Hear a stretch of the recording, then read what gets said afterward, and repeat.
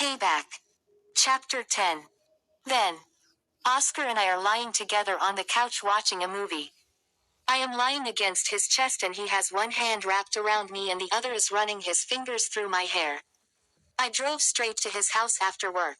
We prepared dinner together and ate before watching a movie. I am wearing his t-shirt and shorts. I had to get out of the dress I was wearing at work when I got to his place because I wanted to be as comfortable as possible. Would you mind spending the night? He asks. You know I have to work tomorrow and I don't have any spare clothes to put on. And secondly, I think it's too soon for me to start spending nights here. Because you barely know me. Yes, I barely know you. And I thought we were making progress. Of course we are, but I would like us to take things slowly. What did this Jacob guy do to you that you keep your heart this guarded? Jacob is the last person I want to talk about. So what are we supposed to do now? What do you mean? You know I like you a lot and I like you too, but I would like us to take things slow. I haven't been with a man in over 10 years. You should understand my fears. I would like you to meet my sister. Again, that's too soon, Oscar. I was thinking that's the only way you will know if I am serious about us. I laugh. Introducing me to your sister doesn't prove anything. A man can introduce you to his whole family and still not be serious about you. I see, he says, sounding a little irritated. Is there something I am missing? No, Autumn. I get off the couch. I don't like your tone and attitude. If you think we can't take things slow, then maybe I am the wrong woman for you to pursue. Autumn, listen. I will go and change back into my clothes so I can head back home. I think I have overstayed my welcome.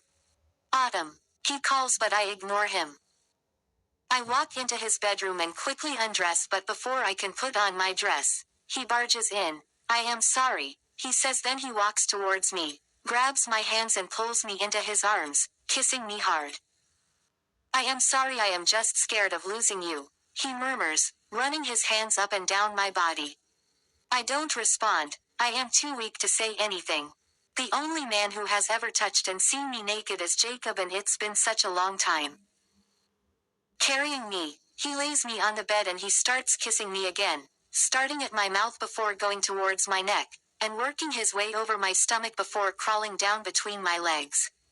Pulling my panties aside, he moves his head closer and dips his tongue into my core. At the intensity of the contact, I nearly ache off the mattress. As he thrusts his tongue deeper, I writhe violently. Oscar sucks faster and deep while sliding his finger in and out. Screaming out his name, I try to hold back, losing control, but when I can't hold myself anymore, I start moving, grinding and pushing his face deeper into me. Oscar, I continue to call out his name when finally he sends me over the edge into the most intense climax of my life. A few minutes later, I am lying next to him in his bed, unable to get over what just happened. I am supposed to be getting dressed so I can go home, but I don't have the strength to do that.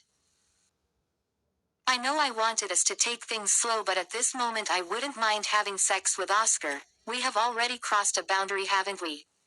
What would I lose if I go ahead and do the deed? It's been so long and now my emotions are just all over the place. Let's get you cleaned up, he says. Cleaned up? Yes, you have work tomorrow, remember. I don't want you to be late. I want to tell him that I don't mind sleeping over. I could pass through home in the morning to get dressed for work, but he is already heading towards the bathroom, so I drop it. I wait for him to get out of the bathroom before I go in and take a quick shower. When I step out, he has placed a pair of pajamas on the bed. I figured these would be more comfortable than the dress. Thank you. I get dressed and pack my stuff. I will drop off the pajamas when I come over next time. You can keep them, he smiles. Thank you for tonight. I should be the one to thank you. At least I have done something away from my routine today. You are welcome then. He walks me out of the house to the car and lightly kisses me before I get in. Good night. Good night. Tell me when you get home.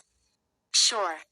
I drive home smiling like a fool. I need to call Sky and tell her about Oscar when I get home.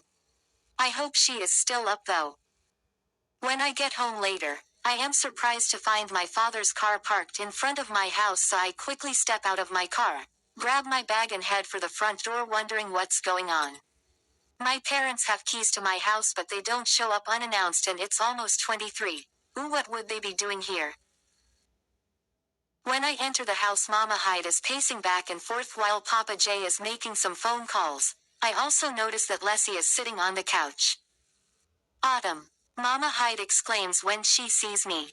Oh my child, she runs towards me and hugs me tightly. You are safe? Papa J asks. Yes, I am. What's going on?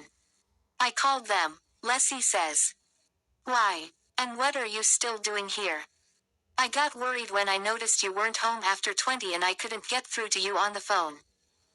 Where did you go? We were sick and worried about you. Mama Hyde, nothing happened to me. And I turned off my phone after work because I didn't want to be disturbed.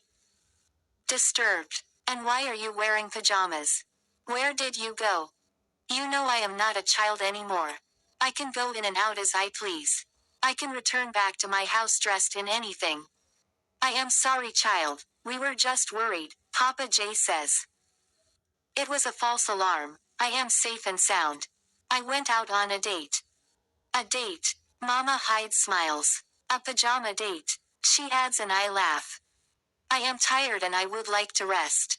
Let's leave the discussion about my date for our Saturday lunch. That long? Yes, Ma, that long. You two should go back to your house. But, my mother begins to protest, but Dad holds her hand. Let's go, Hyde, she is fine. Thank you. Good night, parents. Good night, we love you. And I love you too.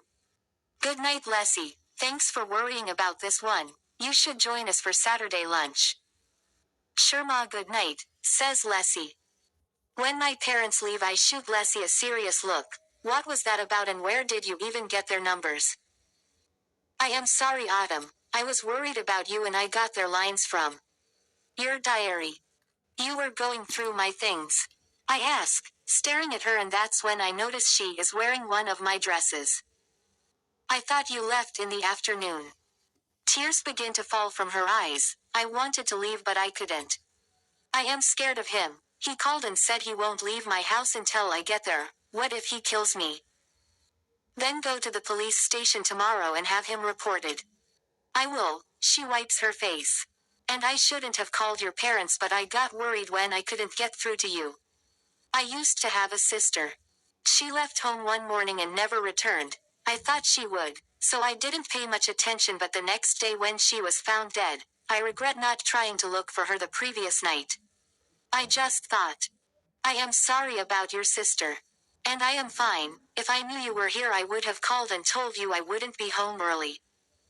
I am really sorry. It's okay, I am going to bed now. Good night. Good night.